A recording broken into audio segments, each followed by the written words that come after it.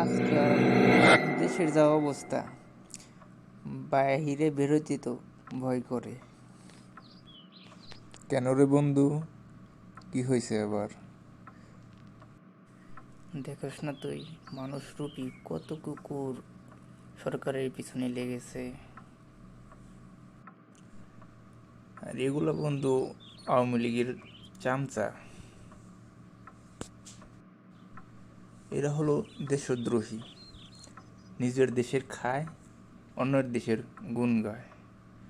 বাংলাদেশের খায় ভারতের গুণ গাইতেছে, ভারতের সাপোর্ট করতেছে।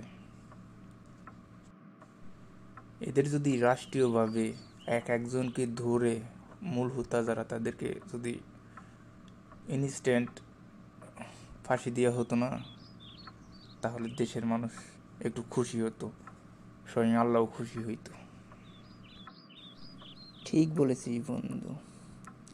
দেখোস না, মুসলিম ঘরে জন্ম নিয়ে হিন্দুদের ফলো করে, ভারতকে সাপোর্ট করে। এরা কখনোই আল্লাহর সন্তুষ্ট অর্জন করতে পারবে না। এরা সরাসরি নির্ঘাত জাহান্নামে যাবে।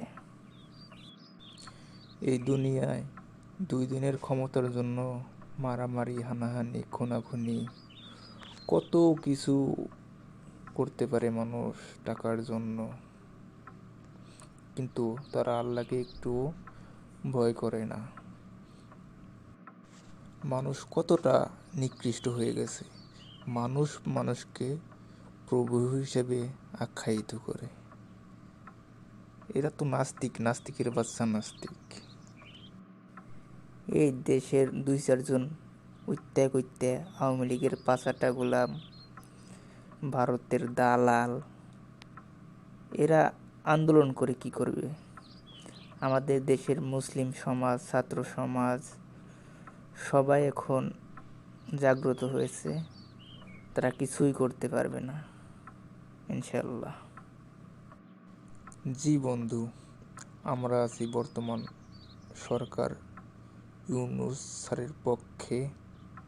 আমরা সকলে আছি, সকলেই তাকে সমর্থন করব।